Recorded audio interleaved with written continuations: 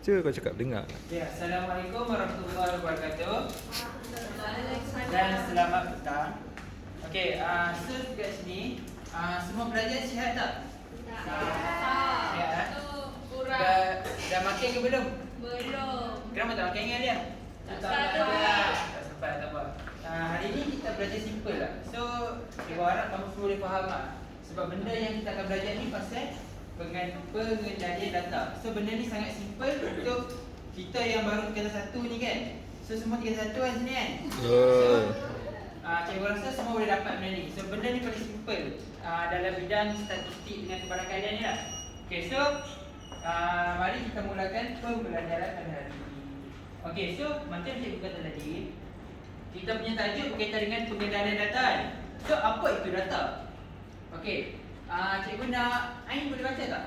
Boleh. Data suatu pernyataan atau maklumat dikumpul atau diterima secara pengukuran atau pemerhatian yang diwakili oleh angka, perkataan atau imej.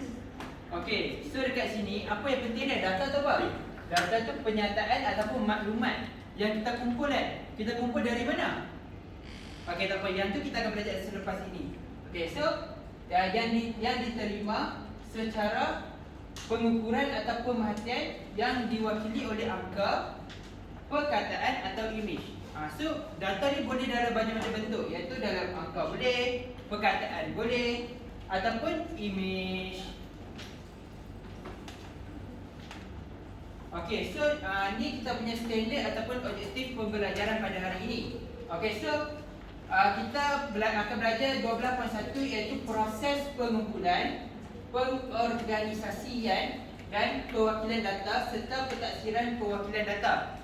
So dekat sini kita cuma ambil satu topik je, iaitu kita mengklasifikasikan data kepada data kategori atau numerik dan membina jadual kekerapan. So dekat dalam kelas ini kita belajar 3 benda je. Yang pertama, apa itu data kategori? Yang kedua, apa itu data numerik? Dan yang ketiga, kita akan bina jadual daripada data-data ni. Faham?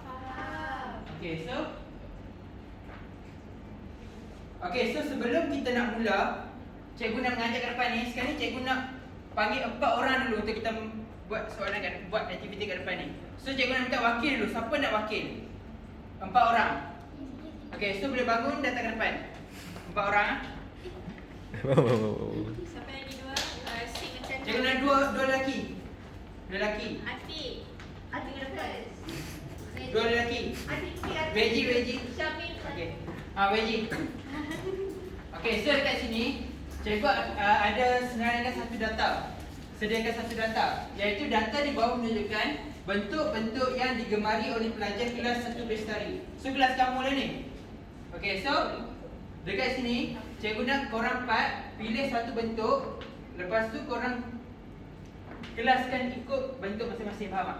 Okey, so boleh kelaskan. Dekat belakang tu ada stiker tau. Cikgu nak kamu cabut stiker tu. Lepas tu lekat.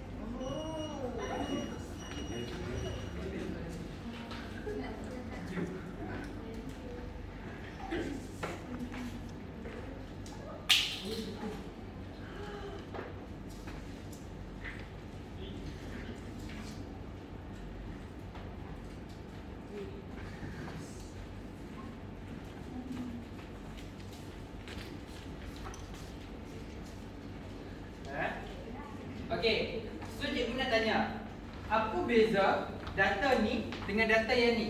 Yang kita dah susun ikut jenis dia. Yang mana mudah kita nak tengok lagi? Data yang cikgu. Yang ni kan?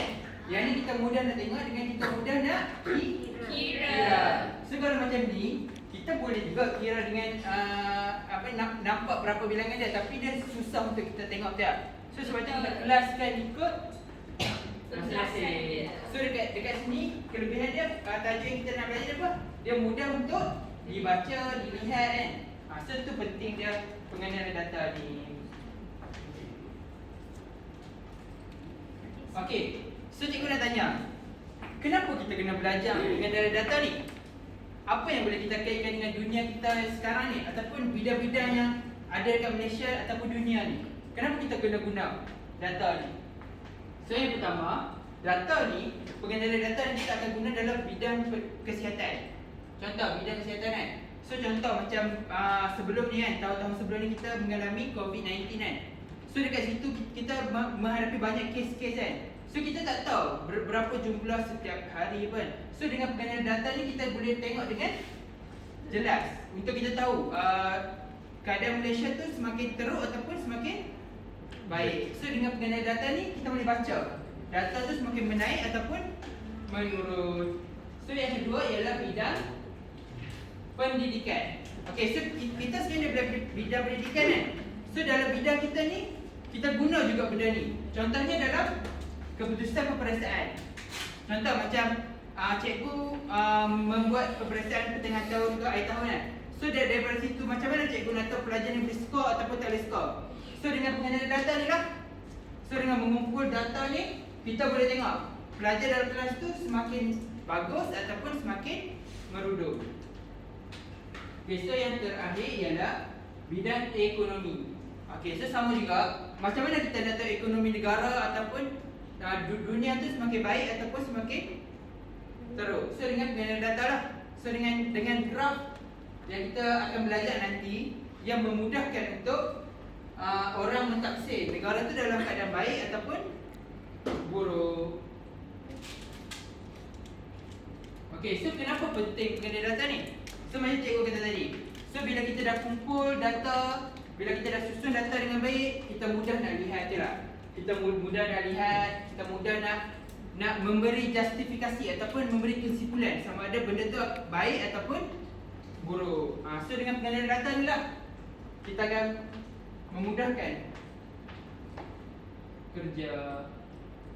Okay, so kita akan masuk ke bahagian kaedah pengumpulan data. Okay, so dalam kaedah pengumpulan data ni kita ada 4 kaedah. So saya nak Nadirah tolong baca 4. Tinjauan, eksperimen, pemerhatian, penubuhan. Okey, so untuk kita kumpul data ataupun kita dapat data ni, kita ada 4 apa ni? 4 kaedah. Yang pertama tinjauan, eksperimen, pemerhatian dan temubuan. So ni sebagai contoh dia. Okey, so tinjauan dia kan. So tinjauan contoh dia program televisyen yang digemari oleh setiap murid. So kita sebagai guru ni kita buat tinjauan. Contoh ada kartun ataupun drama, movie kan. So kita boleh tengok murid ni dia lebih gemar apa. So melalui tinjauan kita boleh mengumpul data. So yang kedua eksperimen. Suhu air panas yang menyejuk setiap 5 minit. So contoh kita punya suhu untuk air panas 100 darjah Celsius kan. So setiap penurunan suhu tu kita boleh record sebagai data. So dekat situ kita boleh kumpul data lah. So yang ketiga ialah pemerhatian. Pemerhatian ialah bilangan kereta yang melalui satu persimpangan jalan raya setiap jam. Okay, so kita menggunakan mata kita buat pemerhatian. Berapa kereta yang lalu dekat situ, faham tak? So yang terakhir adalah temubual. Cara murid datang ke sekolah. So yang ni temubual. Contoh kita interview lah pelajar kita tanya. Dia datang dengan ke sekolah naik apa macam tu lah. Okey, so kita masuk kepada jenis data. Okey, so dekat sini kita ada 2 jenis data iaitu kategori dan numerik. Okey, so cikgu nak seorang pelajar baca, Alia baca untuk kategori.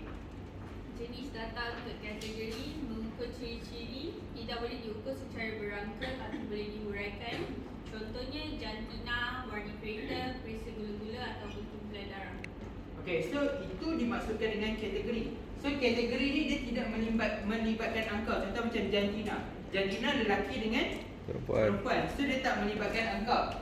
Okey, yang kedua ialah warna kereta. Warna kereta pun tak melibatkan angka. perisa gula-gula dan kumpulan darah. So yang kedua ialah numerik. So numerik saya nak Hakim baca. Mengukur kuantiti, diukur menggunakan angka. Contohnya bilangan buku yang dibaca seminggu, tinggi pemain badminton dan masa bersenam. Okey, so ni numerik. Numerik ni dia melibatkan angka. So contoh macam tadi kan. Bilangan buku yang dibaca seminggu. So bilangan tu dia melibatkan nombor 1, 2, 3, 4. Lepas tu tinggi pemain badminton pun sama juga melibatkan angka. Dan yang terakhir ialah masa bersenam. Masa bersenam pun melibatkan angka. Okey, setakat ni semua faham tak? Faham. Faham kan? So macam cikgu kata, topik ni sangat mudah untuk difahami dah. So kita teruskan dengan latihan. Okay, so dekat sini cikgu nak Shima baca soalan nombor 1. Bilangan pokok yang ditanam di setiap daerah. Okay, kalau macam ni data apa? Numerik atau kategori? Numerik. Numerik, betul. Yang kedua cikgu nak suikan Punca kemahanan di jalan raya. numerik ataupun kategori? Kategori. Kategori. Lepas tu yang terakhir cikgu nak Dini. Suhu badan setiap pelajar numerik. Numerik, pandai. So dekat sini sangat senang kan? So macam tu kita nak bezakan kategori ataupun numerik. So kalau melibatkan nombor ataupun angka, numerik. Kalau melibatkan selain daripada angka macam punca, jantina, so kita akan kelaskan dia sebagai data kategori. Okey, yang ni pula cikgu nak minting yang data first. Data ni data numerik ataupun data kategori? Kategori, sebab dia tak melibatkan angka kan. Yang kedua C. Yang kedua numerik sebab angka. So dia melibatkan angka. So dia numerik. Okay, so macam ni kita nak bezakan. Kalau kategori dia tak melibatkan angka, yang ni dia melibatkan angka numerik. Okay, so kita masuk dekat bahagian yang terakhir dalam kita punya satu topik ni, iaitu jadual kekerapan. Okay, so macam tadi kita dah kumpul data kan. Data numerik ke, data kategori ke, kita dah kumpul. Tapi contoh kalau macam ni, kita macam kalau contoh kalau dalam kuantiti yang banyak, data yang banyak, so kita susah nak kelaskan kan.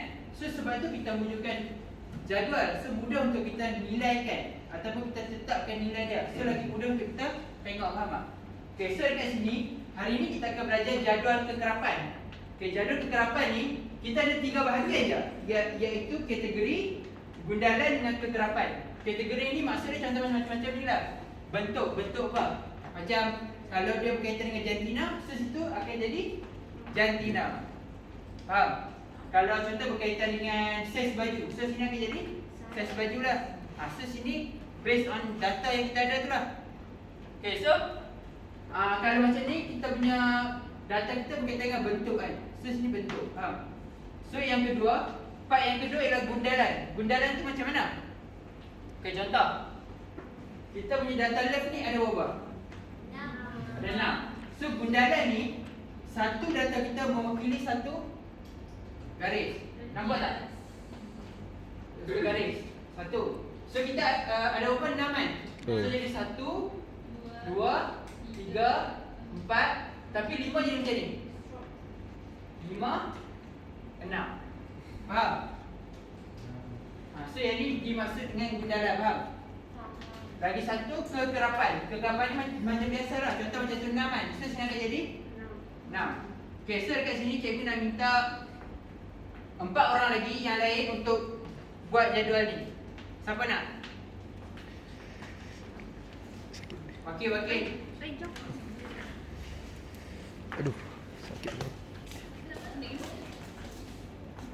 Lengkapkan. 4 orang. Lengkapkan jadual ni, pilih buat gundalan dengan kekerapan.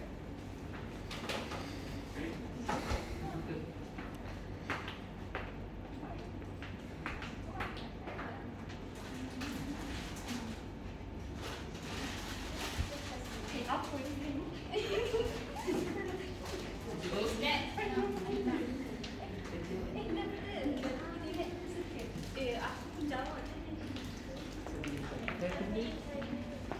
Yang baca tak dapat. Yang baca. Yang pergi depan.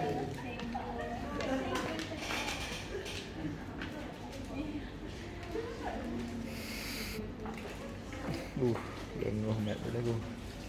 Aduh.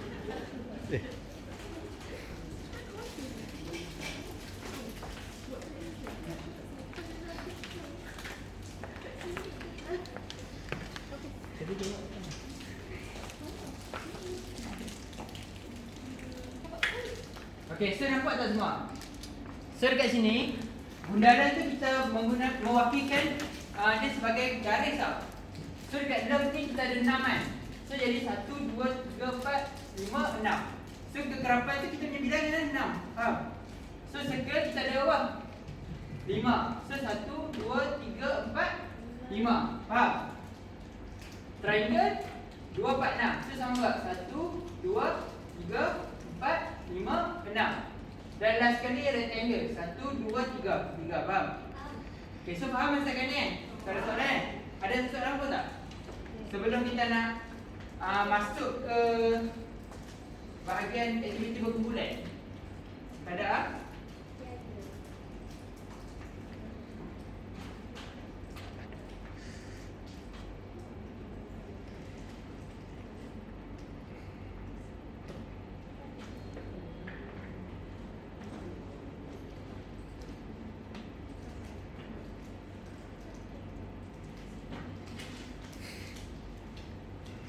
Okey, so kita akan masuk ke bahagian terakhir dalam aktiviti kita, iaitu aktiviti berkumpulan.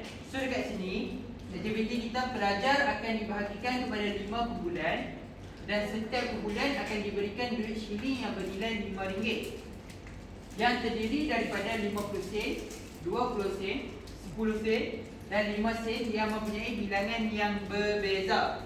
Okay, so berpandukan duit shilling yang diberikan, setiap kumpulan perlu membuat jadual kekerapan. Boleh? Okay, so dekat sini cikgu nak kamu duduk dalam kumpulan yang masing-masing yang sebelum ni kita dah bahagi dah. Dalam 5 kumpulan tu.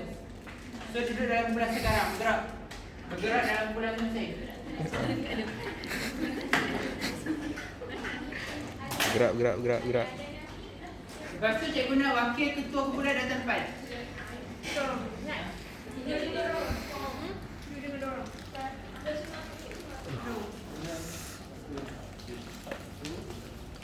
Ada. Dua.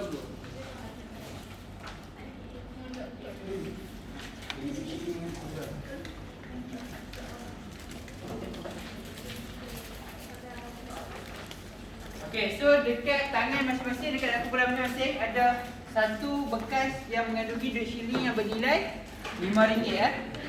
So kalau hilang kita tahu berapa ringgit yang hilang.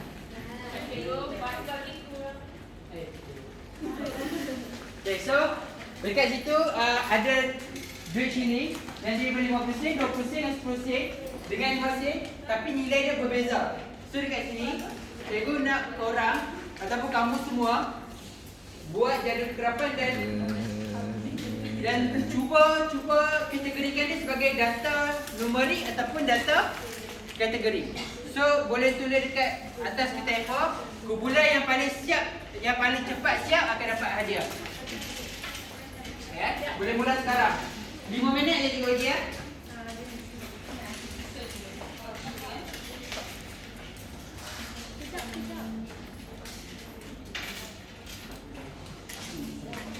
Pastikan jadual macam ni tau, jadual kekerapan macam ni.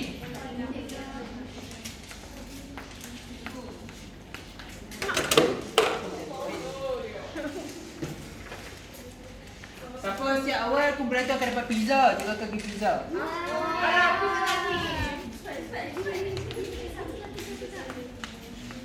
Siapa siap awal, juga akan pergi pizza. Lukis kotak betul-betul tau. Lukis kotak betul-betul. Okey.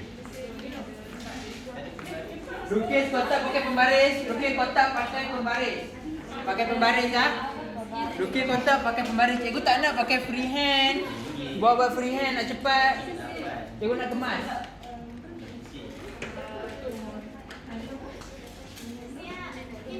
pembaris, pakai pembaris. Pakai pembaris. Pastikan kotak macam tu tau. Okey, baik. Kotak macam ni. Alah, tak ada baris. Ada. Okey. Bentuk bundaran. Okey. Cikgu siap. Kena macam tu sebiji buat macam tu. Mana tak siap lagi. Cikgu dah. Siap, ada pakai baris. Cikgu dah. Baris. Ada pada baris. Itu pembaris, pembaris. Ni pembaris lah. Mantap. Siap. Mantap, mantap. Tapi cikgu yang paling cepat siap dengan paling kemas tau. Sangat kemas. Besar kemas. Semua orang boleh nampak. Ya lah. Siap. Kami paling cepat. Cikgu, cikgu.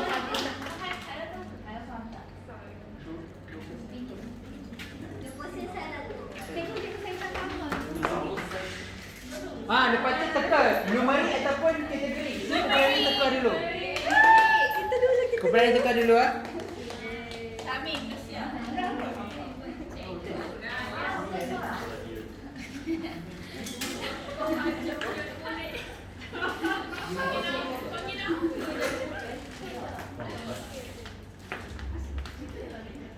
Okey, semua dapat kan? Dapat. Okey, cikgu tanya, duit kira 50% berapa? 4 kan? Betul kan? So kalau 4 kita 1, 2, 3, 4. 4 garis. Lepas tu 20%?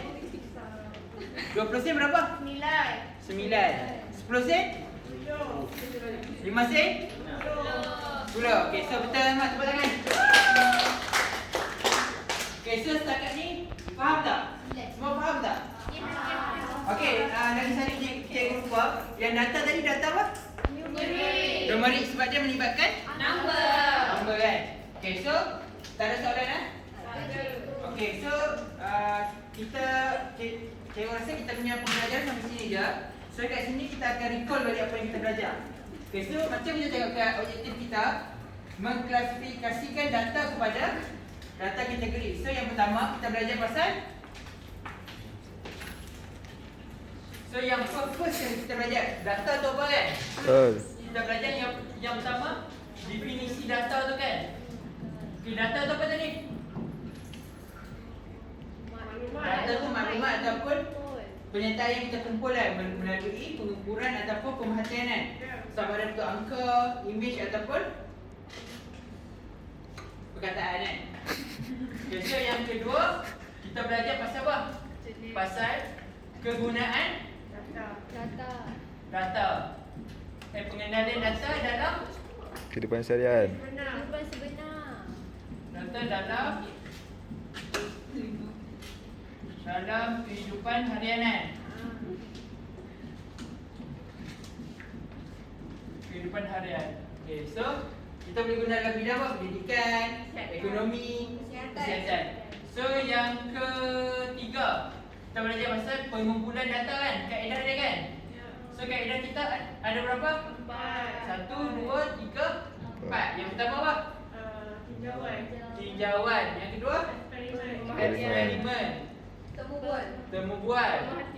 Pemerhatian. Okay, so yang itu kaedah pengumpulan data. So data yang keempat kita belajar pasal jenis data kan. So jenis data kita terbahagi kepada dua. Yang pertama numerik dengan kategori. Lepas tu yang terakhir kita belajar pasal Jadual kekerapan. jadual kekerapan. Yang mana dekat jadual ni yang penting apa? Kita punya kategori ni apa kan? Contoh macam duit shilling kan. So gundalan dengan kekerapan. So cikgu rasa kita punya kelas sampai sini je. So tajuk tu selepas ni dia berkaitan dengan perwakilan data. So kita akan sambung dalam kelas yang seterusnya. So cikgu rasa setakat ni. Okey, terima kasih semua.